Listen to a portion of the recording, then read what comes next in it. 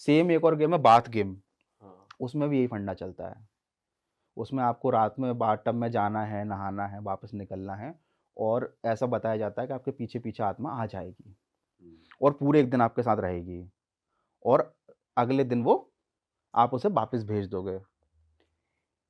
आपको अगर बता दिया जाए कि भाई आत्मा अब मेरे साथ घूम रही है 1 दिन तक, कुछ भी अनहोनी होती है, कुछ भी कोइंसिडेंस ऐसा होता है भाई, आदमी पागल हो जाएगा। सही बात है। वो किसको बताएगा? कोई इसकी बात का यकीन नहीं आदमी तो करेगा। यही सोचता रह जाए ये गई के नहीं गई।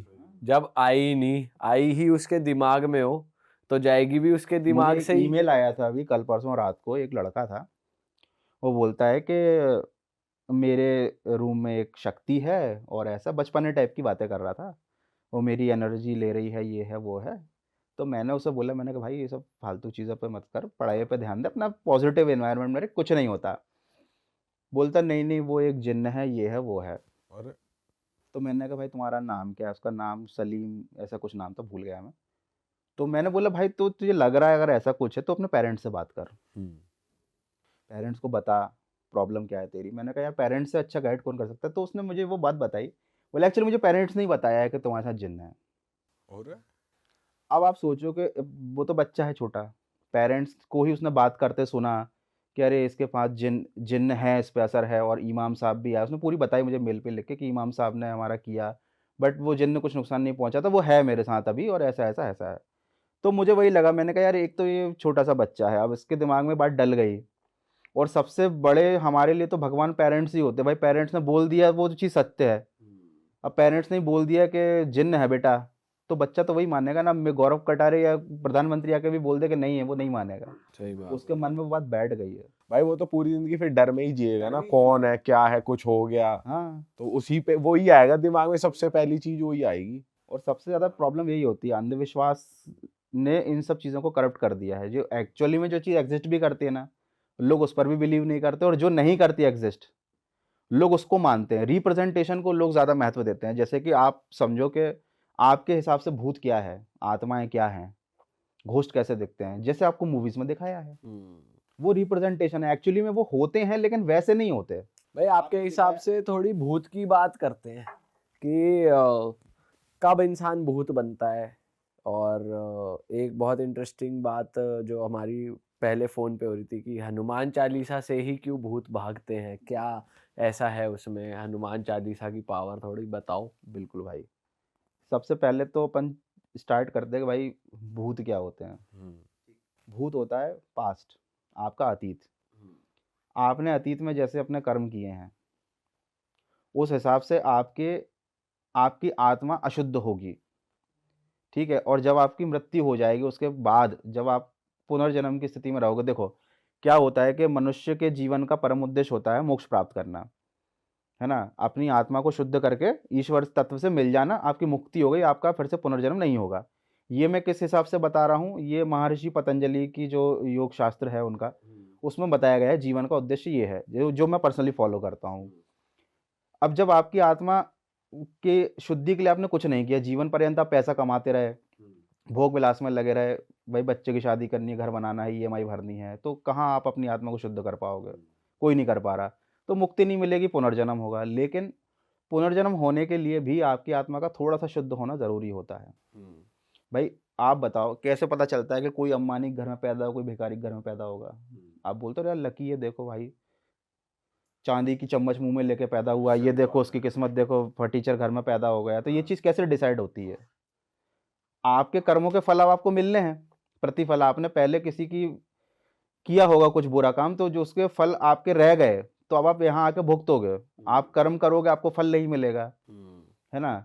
आप मेहनत करते रहोगे, जीवन सड़ता जाएगा आपका। लेकिन एक आदमी ऐसा होगा जो भाई बढ़िया कुछ नहीं कर रहा, मस्त मज़े में कारें चला रहा है, फॉरेन ट्रिप कर रहा है। आप बोलो बताओ, जो ईश्वर है वो कितना अन्याय करता है? ईश्वर अन्याय नहीं करता, वो तो पूरा हिसाब-किताब रखता है। तो यहाँ पर भूतों वाला कॉन्सेप्ट क्या होता है कि बीच की जो स्टेप होती है, जब आपका पुनर्जन्म नहीं हो पाता, आपकी आत्मा भटकती रहती है, तो आपको मिलते हैं दंड, दुःख मिलते हैं आपको, ठीक? उनको भुगतने के बाद जब आपको समझ में आ जाती है कि हाँ, हाँ, तब आपका पुनर्जन्म होता है। लेकिन उसी दौरान अगर आपकी वृत्तियाँ इतनी खराब हैं, आपके अंदर से गंदगी जा ही नहीं रही, तब बनते हो आप प्रेत या हाँ, प्रेत योनि जो होती है, एक तो भूत योनि हो गई, है ना? अकाल मृत्यु से मर गए, पुनर्जन्म नहीं हुआ। एक होती है पितृ योनि कि भाई जिन पितरों को हम खाना चढ़ाते हैं वो भी हैं, मदद करते हैं, आते हैं, बात करते हैं, है ना? एक होती है प्रेत योनि। प्रेत क्या करते हैं? परेशान करते हैं। वो मर तो गए, लेकिन फिर भी उनका इस दुनिया से मोह नहीं छूटा। भाई वो आएँगे, परेशान करेंगे, जो मैंने बताया था शरीर में प्रवेश करना, अपनी आसक्तियों को पूरी करना, जो अभी तक अधूरी रह गई हैं, वो किसी और के शरीर में घुस के उसको पूरी करते हैं। अब इन सब चीज़ों का ऑल इन वन सॉल्यूशन है हनुमान चालीसा। हनुमान चालीसा की एक लाइन हर किसी को मालूम है, भूत पिशाच निकट नहीं आवे, महावीर जब नाम सुनावे। उसमें हनुमान जी को महावीर की संज्ञा दी गई है। ठीक? महावीर का मतलब आप नॉर्मली क्या होता है भाई? एक बंदा जो बढ़िया महावीर हो, सुपर ह्यूमन। पावरफुल टाइप का हो, ठीक है? मतलब जिसका ऑरा पावरफुल हो। कैसे आपका ऑरा पावरफुल होगा? ऐसे नहीं होगा जैसे कि मान लो मुझे किसी जगह पर लगा कि यार गड़बड़ है और मैं हनुमान चालीसा बोलने लग गया, उससे कुछ नहीं होगा। एक्चुअली कैसे होगा बताता हूँ आपको। इस लाइन का मतलब क्या है, इसमें संदेश क्या छिपा हुआ है इस लाइन में, ताकि सब समझें उस चीज़ को, उसको फॉलो करें। हम किसी भी देवता की पूजा करते हैं, भगवान शिव की आराधना करते हैं, कृष्ण की, राम की या बजरंगबली की, तो हम उनके फिजिकल रूप की पूजा नहीं करते कि गए और लड्डू चढ़ा दिया और तिलक लगा दिया, उससे कुछ नहीं होता। आप जब बजरंगबली के भक्त बनते हो तो आपको वो लाइफस्टाइल या जीवन शैली फॉलो करनी पड़ती है जो बजरंगबली करते थे। एक एग्जाम्पल के लिए जैसे कि ब्रह्मचर्य धारण करना, है ना? मांस मदिरा का सेवन ना करना, शक्तिशाली बनना, मित्रता वाला नेचर रखना। तो जब आप हर भगवान का आपने देखोगे अलग अलग गुण हैं, और बजरंगबली का आपने गुण फॉलो करते हो जब आप, तो आपके अंदर भी बजरंगबली आ जाते हैं। मतलब आप खुद महावीर बन जाते हो। आप जब वही चीज़ें फॉलो करोगे तो आपका ऑरा पावरफुल बन जाएगा, और जब आपका ऑरा पावरफुल बनता है तब आप वल्नरेबल नहीं रहते। तो भूत पिशाच निकट नहीं आवे। भूत पिशाच देख ही लेंगे कि भाई पहले से ही पावरफुल आदमी है, तो वो निकट नहीं आएंगे। यहाँ संदेश दिया जा रहा है, ये कोई भूत भगाने का मंत्र नहीं है कि आप भूतिया महल में जाके बोलोगे भूत पिशाच निकट नहीं आवे तो भूत निकल के भाग जाएंगे। ऐसा नहीं होगा। ये आपको सिखाया जा रहा है कि आपके निकट भूत प्रेत हैं, घूम रहे हैं, इस कमरे में भी घूम रहे होंगे, सुन रहे होंगे कि भाई क्या बात चल रही है, क्या नहीं है। लेकिन वो आपके शरीर में घुसकर कब्जा नहीं कर सकते अगर आप महावीर हो। महावीर कैसे बन गए? हनुमान जी की जीवन शैली का इस्तेमाल करके, उस चीज़ को फॉलो करके। कोई अगर कृष्ण भक्त है, कोई भगवान राम का भक्त है, तो उसे पूजा नहीं करनी कि भाई, मतलब पूजा करो आप, वो पर कोई भाई बात देखा नहीं है। जाए पूरे तरीके से भी तो नहीं कर सकता ना कोई, थोड़ा कुछ कुछ धीरे धीरे लोग। कलयुग में तो आप नाम ले लो वही बहुत है। देखो मेरे भाई, बहुत बेसिक चीज़ बता रहा हूँ मैं आपको। अगर आप गलत काम करना बंद कर दो, ये सबसे अच्छा काम है। अच्छे कामों के लिए आप कितनी दौड़ लगा लो, वो कम नहीं पड़ेंगे। आप भगवान राम को नहीं कर सकते, कृष्ण नहीं बन सकते आप, है ना? वो नहीं बनना हमको, बिल्कुल। है ना? गलत काम करना बंद भाई करो, वो बन जाएंगे तो फिर भगवान ही हम नहीं बन जाएंगे। है ना? आपको उनके गुणों को धारण करना है, तो उसके लिए पहले आपको अपने अवगुणों को हटाना है। हमें नेगेटिव से पहले सफाई चालू करनी है। ऊपर तक पहुंचने की यात्रा तो बहुत लंबी है। जैसे कि एक तो है जीरो, जीरो मान लो आप इंसान हो, -1 है शैतान और +1 है भगवान, ऐसा मान के चलें। अच्छे काम करोगे तो इधर और बुरे काम करोगे तो इधर।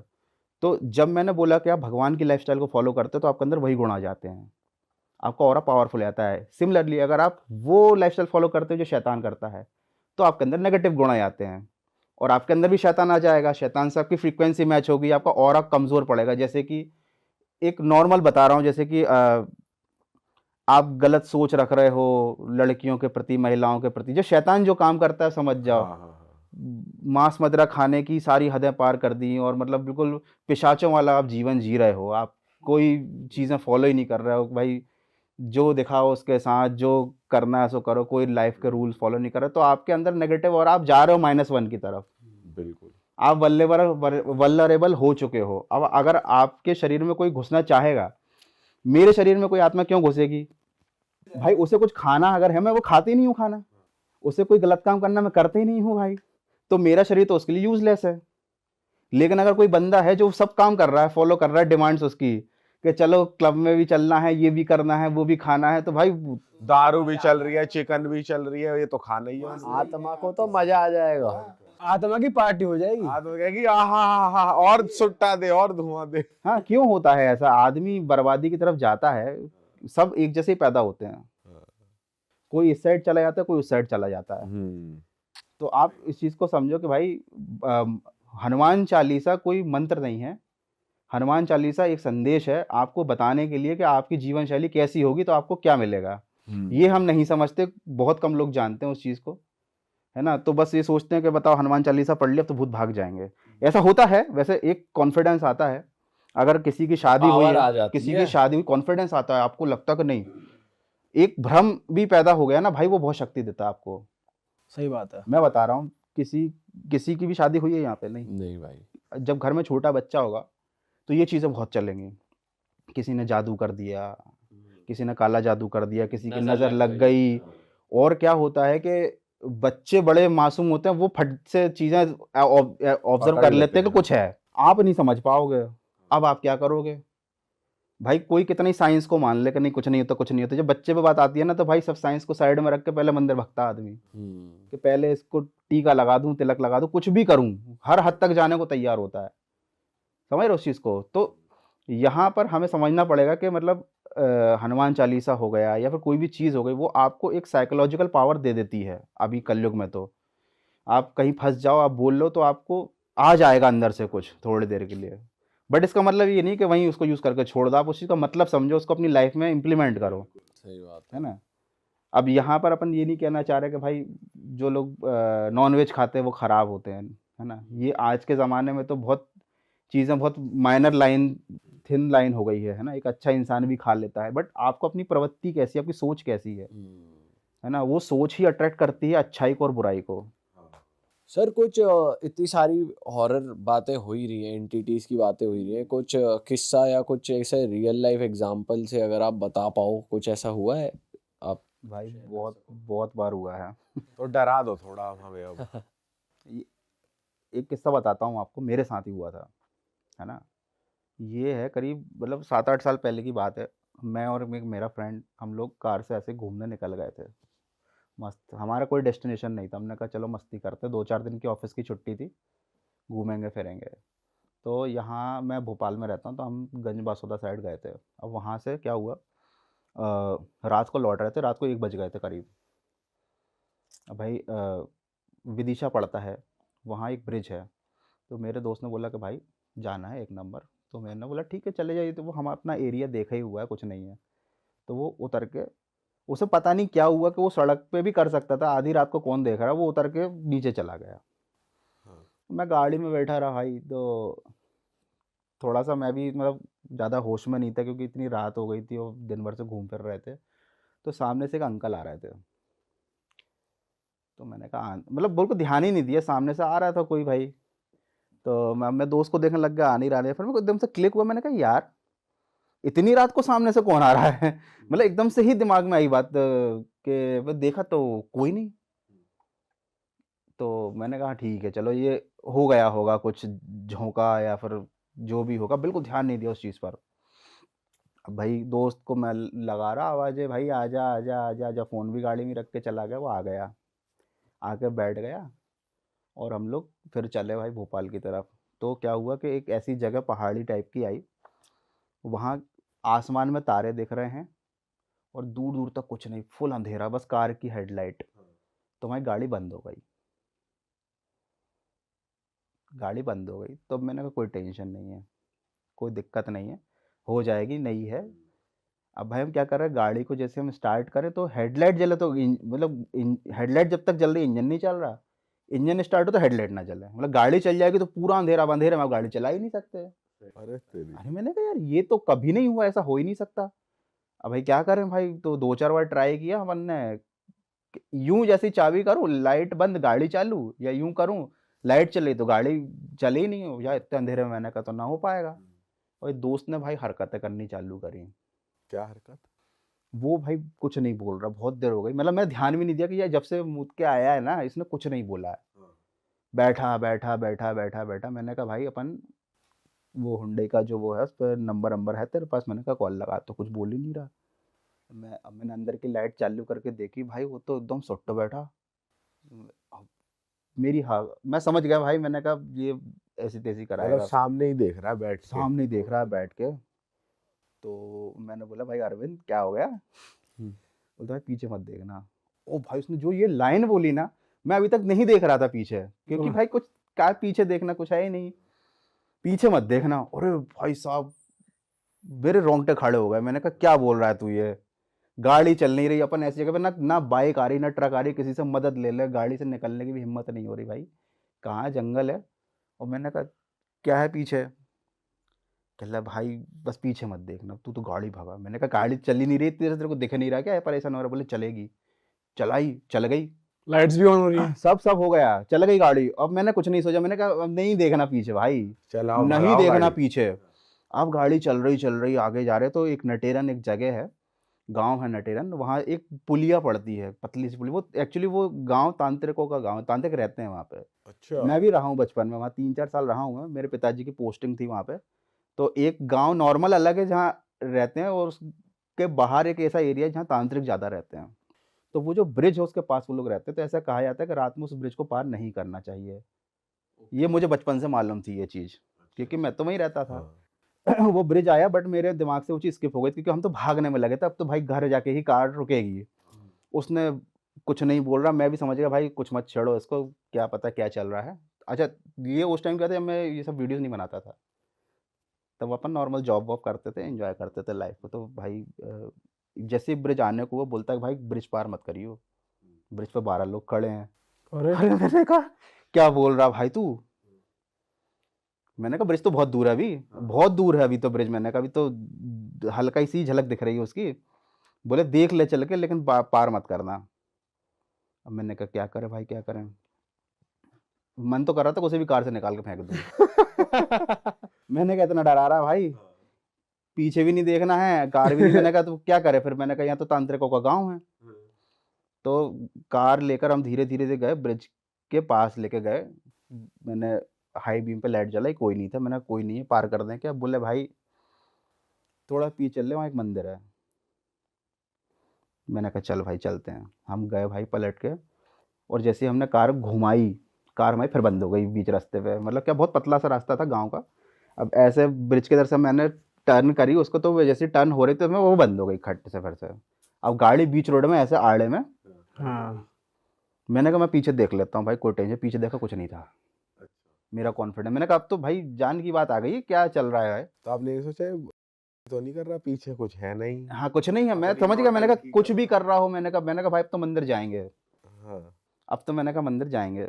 ठीक है, कार भाई ऐसी खड़ी हो गई, अब कार चली ही ना, कुछ नहीं हो रहा, कुछ नहीं हो रहा, कुछ नहीं हो रहा, पेट्रोल वेट्रोल भी सब डाला भाई, ट्रक आ गया इधर से पीछे से, ट्रक आया, थोड़ी हमारी जान में जान आई। भाई वो ट्रक वाला आता जा रहा, आता जा रहा, आता रहा, भाई सब कार बीच रोड पे आड़े में खड़ी बंद। वो सोच रहा कि शायद हम रास्ता रोकना चाह रहा है, अच्छा उसे लगा कि शायद कुछ गड़बड़ कर रहे हैं, उसका रास्ता रोक रखा हुआ है, बदमाशी कर रहे हैं, कुछ कर रहे हैं। भाई वो रोक नहीं रहा, उसने तो अपने भैड़। हॉर्न बजाना चालू कर दिया दूर से। अब हम, भाई मैं तो निकल आया गाड़ी से, मैं खड़ा हूँ, मैंने कहा भैया भैया भैया। वो बिल्कुल पास आके उसने रोकी, ले क्या है भाई ये वो, मैंने कहा भैया गाड़ी खराब हो गई है। कल अच्छा ठीक है, फिर वो निकले, इन लोगों ने धक्का वक्का करके हमने साइड में गाड़ी खड़ी कर दी, वही वो चला गया। मैंने कहा ठीक है भाई क्या करें अभी तक। अब देखो यहाँ पर क्या चल रहा है, ये पूरा फियर का माहौल चल रहा है, भूत नहीं है यहाँ पे, कुछ नहीं हुआ, कुछ भी नहीं हुआ। मेरे अंदर कॉन्फिडेंस आ गया भाई गाड़ी में कोई नहीं है, ये बेवकूफ़ बना रहा है या कुछ तो कर रहा है, या इसको ही कुछ हो गया है, लेकिन कुछ नहीं है भाई, दोस्त तो दोस्त है अपना, ले आना पड़ेगा ही भाई इसको, हाँ बिल्कुल। है ना, छोड़ तो सकते नहीं है। अब भाई वो गाड़ी में घुसा रहा, हम बैठा रहा, मैं फिर गाड़ी में बैठा भाई, और देखा मैंने भाई, तो उल्टियाँ करनी चालू करी भाई फिर उसने गाड़ी में।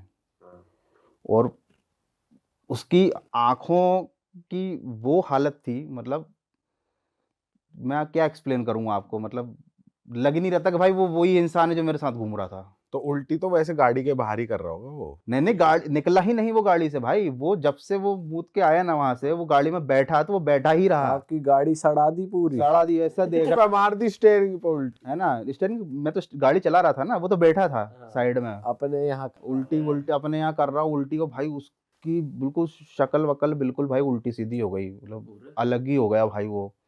अब मैं उसे होश में ला रहा, मैंने कहा भाई क्या हो गया, अब चक्कर क्या था, हमने कुछ किया भी नहीं था, ड्रिंक कुछ नहीं, वगैरह। ड्रिंक व्रिंक कुछ नहीं करते थे हम लोग मस्ती करने निकले थे कुल मिला के। मैंने कहा यार कुछ किया होता तब तो कुछ होता, ऐसा कुछ खाया पिया भी नहीं है भाई, क्या हो गया क्या हो गया। तो मैंने गाड़ी का गेट खोला, मैंने कहा तू बाहर निकल, गाड़ी में और उल्टी उल्टी कर देगा भाई। मैंने उसे पकड़ के निकाला, उसने पकड़ ली मेरी कॉलर और है और वो झूम पड़ा मेरे पे। कैसे? जब मैंने गेट खोला, मैंने कहा चल भाई बाहर आ जा बाहर आ जा। सुन तो वो रहा नहीं था, सामने ही देख रहा था, उसकी मुंडी ही नहीं हिल रही थी, बस वो इंस्ट्रक्शन दे रहा था कि भाई ब्रिज पे मत जाना, यहाँ जाना वहाँ जाना। तो भाई मैंने उसे पकड़ के मैंने कहा चल बाहर आ जा, मैंने कहा तू गाड़ी की स्थिति हो रही है। वो जैसे ही उसे बाहर खींचा तो वो मेरे पे झूम पड़ा, वो भाई झूम पड़ा मेरे पे। तो फिर मैंने धक्का वक्का दिया उसको, साइड में किया, और वो भाई बेहोश हो गया, मतलब सो गया वो तो पूरा। अच्छा। भाई मैंने कहा भाई क्या चोरी चल रही है यार ये। मैंने कहा अब लिटरली मेरा दिमाग चौक हो गया, तो मैं नहीं समझ में आ रही क्या है। मैंने भाई सबसे पहले उस घर वालों को फ़ोन लगाया, तो अपने घर वालों को फ़ोन लगाया। अब हम बहुत दूर थे भाई, आने में ही उन लोग घंटों लग जाते उन सही लोगों बात को। है। क्या करूँ क्या करूँ क्या करूँ भाई। फिर रात में एक अंकल टाइप के दिखे, तो इस बार मैंने ध्यान से देख लिया क्योंकि सही में आ रहा है कि भाई छलावा तो नहीं। हाँ हाँ हाँ। कल थे कोई साधु टाइप के रहते ना, सफ़ेद दाढ़ी वाड़ी बड़ी अच्छी। क्या हो गया बेटा ये वो। मैंने कहा अंकल ऐसा ऐसा हो गया वो। मैंने बोले चलो अपन ले चलते हैं। तो हम लोग उठा के कंधे पे लेके गाड़ी को लॉक वॉक करके मंदिर के इधर लेके चले गए भाई उसको। फिर मंदिर में जाके फिर थोड़ा बैठा, मुंह वूह धोया वोया करके उसने थोड़ा सा। फिर वो जो बुढ़े अंकल थे उन्होंने बोला कि सही हो जाएगा थोड़ी देर, वो सही हो गया। चले गए। हम लोग बैठे रहे भाई, वो भी बैठा रहा। मंदिर खुला था रात को या लाइट बंद? जल रही थी बस, वो शटर लगी हुई थी, और बाहर थोड़ा एरिया होता है ना प्रांगण जिसको बोलते हैं, आंगन टाइप का, वहाँ बैठ गए थे। अब गंदे संदे में वैसे भी अब रात में करते गए, 2:30-3 बज चुके थे रात के, सुबह ही होने वाली थी। मैंने कहा भाई चलो ठीक है, सुबह होने वाली है, कोई दिक्कत वाली बात नहीं है। फिर उसके बाद बैठा रहा वो मंदिर में, बैठा रहा बैठा रहा बैठा रहा। घर वाले भी क्या कहाँ ही आते, बोले बेटा तुम लोग ही पहुँच जाओ जैसे तैसे करके, नहीं तो थाने पहुँच जाओ, इसको लेके इसकी सुटाई लगवा दो। उसके बाद भाई फिर वो होश में आया थोड़ा बहुत। तो फिर मैंने उससे पूछा भाई क्या हुआ था। तो कहने लगा भाई मैं जब बाथरूम करने गया था ना, तो एक अंकल आए पीछे से सफ़ेद कुर्ते पजामे में। भाई मेरा दिमाग घूम गया। मैंने कहा सफ़ेद कुर्ते पजामे में मैंने देखा था ब्रिज पे एक आदमी को, मतलब बहुत हल्की झलक सी पड़ी थी कि दूर कोई आ रहा है। मैंने कहा आ रहा होगा। फिर ध्यान आया और इतनी रात में कौन आ रहा था, कोई नहीं था। बोले वो सफ़ेद कुर्ते अंकल थे, और कहने लगे उन्होंने एकदम से पीछे से हाथ किया मेरे को, मैं पलटा तो गायब हो गए, मतलब ओझल हो गए भाई। उसके बाद मेरे को कुछ याद नहीं है, उसके बाद का उसको कुछ याद नहीं है कि वो कार में आके बैठा, उसने उल्टियाँ करी और ये सब हुआ, और वो मंदिर में कैसे आया भाई। वो उसकी खुद हालत ख़राब, वो खुद काँप रहा, उसके ऐसे ऐसे ऐसे ऐसे ऐसे हाथ काँप रहे थे, और उससे ज़्यादा मेरी हालत ख़राब हो रही थी कि भाई हालत टाइट हो जाए टाइट हो जाए। फिर जैसे तैसे हम रुके रहे, सुबह के 4-5 बजे जब उजाला हुआ। मैंने कहा भाई अब तू ओके है ना। मैंने कहा चल भाई गाड़ी जैसी है बैठ, अपन चलते हैं घर, और इस रास्ते पर कभी नहीं आएंगे भाई, और खतरनाक रास्ता है ये भाई। एक ऐसा इंसिडेंट था मतलब जिसके गवाह में 2 लोग हैं, मतलब मैं और मेरा दोस्त भाई। हम लोग हमेशा इस बारे में बात करते हैं, और मैं हमेशा उससे बोलता है तेरे साथ कभी घूमने नहीं जाऊंगा, जाऊंगा तो ये मुँह तेने सड़क पे कभी उतरने भाई नहीं वैसे कहते हैं कि कहीं भी ना मुंह उतना नहीं चाहिए आपको। यस, कहीं पर भी करना नहीं चाहिए, और मजबूरी है तो ऐसा बोलते हैं कि पेड़ की जड़ में तो नहीं ही करनी चाहिए कभी भी, और कर भी रहा तो 3 बार बोलना चाहिए कि कृपया हट जाइए हट जाइए हट जाइए, उसके बाद आप कर लो। ऐसा होता है। पहले ही माफी मांग लो कि मुझे माफ करना, अगर कोई हाँ, कि यहाँ पे अगर आप कोई है। बैठे हो यहाँ से तो कृपया हट जाइए, ऐसा एक अनुरोध कर दो तो भाई ठीक है। वैसे तो देखा जाए तो कभी पेड़ वेड़ की तरह सुनसान जगहों पर अवॉइड ही करना चाहिए, खासकर जब आपको भाई थोड़ा मुझे तो लगता है रात को ट्रैवल करना ही अवॉइड करना चाहिए, पहाड़ों पे खासकर। वहाँ तो वैसे ही सेफ्टी नहीं है, रोड सेफ्टी भी नहीं है, और ऐसी सेफ्टी घटना भी जो नहीं हुई है। उसमें हमको ये समझ में नहीं आ रहा था, मतलब मैं दिमाग लगा रहा था कि भाई एक्चुअली में हमसे गलती क्या हुई। वो बहुत बाद में थोड़ा रियलाइज़ करने में समझ में आया कि भाई ये जब गया था ना तो कुछ हुआ तो गड़बड़। वो जो बाबा आए थे, जो व्हाइट दाढ़ी वाले जो भी थे, वो अंकल, उन्होंने क्या किया था? कुछ नहीं किया उन्होंने, बस बोला कि बेटा तुम लोग यहाँ बैठो, और वो चले गए। वो बस उनका इतना ही था भाई कि वो पता नहीं कहाँ से आए, और उन्होंने हेल्प करके, मैं अकेला उसको नहीं उठा सकता था, इतने बस की नहीं थी मेरे। मतलब कैसे घसीटता करता क्या करता, गाड़ी ऑन हो नहीं रही थी। मैं वहीं खड़ा हुआ था भाई, मैं तो मोबाइल पे लगा था टिक टिक करने में। नेटवर्क गाँव में होता नहीं है कि भाई इसको लगा दूँ उसको लगा दूँ कोई तो आ जाए। हाँ वो तो भगवान की तरह वो प्रकट हुए, कौन थे क्या थे भाई, उन्होंने धन्यवाद करने का मौका भी नहीं दिया। लेकिन भाई आपने ये पूछा उनसे, अपने दोस्त से, कि तुम कह रहे थे पुल पे 12 लोग दिख रहे हैं? वो उस बारे में कुछ बताया उसे उन्होंने? कुछ याद ही नहीं है। वो ब्लैकआउट हुआ ना, बाथरूम करने के बाद? उसके बाद से उसको मंदिर में ही होश आया सीधे। उसको बीच का कुछ किस्सा याद नहीं कि भाई, अब उसको ये नहीं पता कि हम कहाँ हैं, अभी कितने दूर आ गए हैं। वो तो थोड़ी देर तक तो ये बात करता रहा कि भाई यहाँ थे, मूतने गया था मैं, मंदिर कैसे आ भाई जिसने टैप किया है ना वो उसी का कुछ है। कुछ गड़बड़ है। भाई वैसे सही पहाड़ों में सही में बहुत डर लगता है रात में, अंधेरे में कुछ सही में नहीं दिखता भाई, अगर हेडलाइट ना जल रही हेडलाइट हो। ना जले। सही बात है। क्योंकि साइड में खाई है और आगे आपको चलना है, और लोग भी नहीं होते आसपास, ना गांव होता 3-4 किलोमीटर के रेडियस में कहीं भी। गाड़ी की हेडलाइट अगर खराब हो जाए ना तो भाई खौफ का माहौल क्रिएट हो जाता है, फुल अंधेरा। और कोई किस्सा बताओ भाई बढ़िया हॉरर, नेक्स्ट लेवल मजा आ जाए, आपका नहीं हो लेकिन किसी और को, लेकिन हम तीनों के रोंगटे खड़े कर एक और देगा। घटना हुई थी भाई, लेकिन मेरे साथ नहीं हुई थी, मेरे साले के साथ हुई थी, है ना। वो थोड़ी सी फिल्मी कहानी है, शुरू में हमको भी यकीन नहीं हुआ था, बट मतलब वो बंदा जेन्युइन था, मतलब ऐसे उसने आज तक कभी ऐसी बात की नहीं थी, क्योंकि वो खुद भूतों पे विश्वास नहीं करता था। वो यहीं पे दिल्ली में ही जॉब करता था, सिविल इंजीनियरिंग की। तो वो झांसी का रहने वाला था, अपना घर जा रहा था छुट्टी में। तो भाई रात की ट्रेन थी, रात को उतरा। अब जो घर था वो स्टेशन से ज़्यादा दूर नहीं था भाई, पास में था, लेकिन क्या बीच में रेलवे कॉलोनी पड़ती है। वो पुरानी सी कॉलोनी है, पूरा अंधेरा रहता है। तो वो बंदा उतरा ट्रेन से फुल कॉन्फिडेंस में। ऑटो वोटो वालों ने पूछा होगा उससे कि भाई चलना है, कहते भाई अपना तो घर ही अपना एरिया, अपन तो चले जाएंगे टहलते टहलते, सिगरेट वगरेट पीते हुए। स्टेशन खुला रहता है रात में, है ना। तो भाई वो वॉक कर रहा था, तो उसको घर के सामने रहने वाला एक लड़का मिल गया। उसको मिल गया, बढ़िया बातचीत करते हुए दोनों घर पहुंच गए। तो पूरी बातचीत हुई रास्ते में, भाई कहाँ क्या जॉब चल रही है, भाई मैं थोड़ी अपनी भी लगा दो जुगाड़, तो वहाँ तो बढ़िया है, ऐसा नॉर्मल जो भी कन्वर्सेशन हुआ होगा उसका। घर पहुँच गया, बढ़िया सोया रात में, सुबह उठा। और सुबह उठ के भी नॉर्मल, क्योंकि कोई कुछ हुआ तो था ही नहीं भाई, बढ़िया अपना नहाए धोए, खाना वाना खाया, बैठ के धूप सेक रहा है, बातचीत चल रही है। और बेटा कैसे क्या, बोले हाँ रात को संतोष मिल गया था, और बढ़िया उसके साथ आ गए बात करते करते, पता ही नहीं चला रास्ता ऐसा वैसा। तो मम्मी का दिमाग खटका, बोले संतोष मिल गया था, कौन संतोष मिल गया था? तो बोले संतोष मिल गया था अपना, ये इसका भाई, रोहित का भाई, सामने तो रहता है ना, उसकी दुकान है। बोले अरे, बोले बेटा वो तो खत्म हो गया 4 दिन पहले। तो भाई इसको लगा कि इसको एकदम समझ ही नहीं आया खत्म हो गया ऐसा मतलब, क्योंकि ऐसा तो बोलते नहीं है कि मर गया या कुछ खत्म हो गया भाई। बोले कैसे खत्म, बोले कि पता नहीं, बीमार एकदम से बीमार पड़ा, और बुखार उखार चलता रहा, खूब इलाज कराया, पर वो रात को 4 दिन हो गए। बोले उसको बताया नहीं तुमको, कोई इतना कोई जरूरी तो थी नहीं, आने वाले थे। अब भाई साहब, मम्मी पूछ रही बार बार कि मतलब वही संतोष था ना, यही संतोष है? बोले अरे मम्मी पहचानता हूँ संतोष को। कह लगा वो ही था, यही था। कह लगा अब तुम बताना मत उसके भाई को, ये है वो है। बोले नहीं नहीं मैं तो बताऊंगा, मिला था और वो तो बहुत खुश था और अच्छे से बात कर रहा था। बोले ठीक है। फिर गए उसके घर बार, बातचीत हुई। बोले पहले तो कंफर्म किया इसने कि भाई सही में मम्मी तो प्रैंक नहीं कर रही कहीं कुछ, है ना। पर कंफर्म। हाँ वो तो भाई घर में वही माहौल चल रहा था, 13वीं होने वाली थी, 4-5 दिन पहले का ही तो केस था। वो तो पूरा गया, तो कह लगे भाई क्या क्या, अरे आ गए तुम, कर ले वो। तो भाई वैसे कहते हैं कि 13 दिन तक आत्मा भटकती है एक इंसान की जो मरा है रिसेंटली, पर भाई अलग ही सीन है इवन भाई। ऐसे एक हमारे बहुत करीबी रिलेटिव थे, बहुत बूढ़े थे, उनकी हुई थी डेथ। उनकी बहुत ख़राब तरीके से डेथ हुई थी। उनका थोड़ा हार्ट का इशू था, तो हॉस्पिटल वालों ने कुछ गड़बड़ किया था, ठीक से उनका वो नहीं किया था ऑपरेट, तो उसकी वजह से उनकी मतलब बहुत बुरी हालत हो गई थी मरने से पहले। मैं देखने गया था हॉस्पिटल में, तो मैं देख के मतलब मेरी रूह काँप गई थी कि यार एक इंसान के शरीर की ये हालत हो सकती है। पीछे पूरे फफोले पड़ गए थे बॉडी के, उठ ही नहीं सकता आदमी, नहा नहीं सकता, पीछे पूरा कीचड़ कीचड़ टाइप से, इस टाइप का। तो फिर उनकी डेथ हो गई जब, तो सब कुछ कर के हम भी उसी घर पे थे। तो अब ऐसा बोलते हैं कि जिसकी डेथ होती है वो रात को अपने घर आखिरी बार आता ज़रूर है।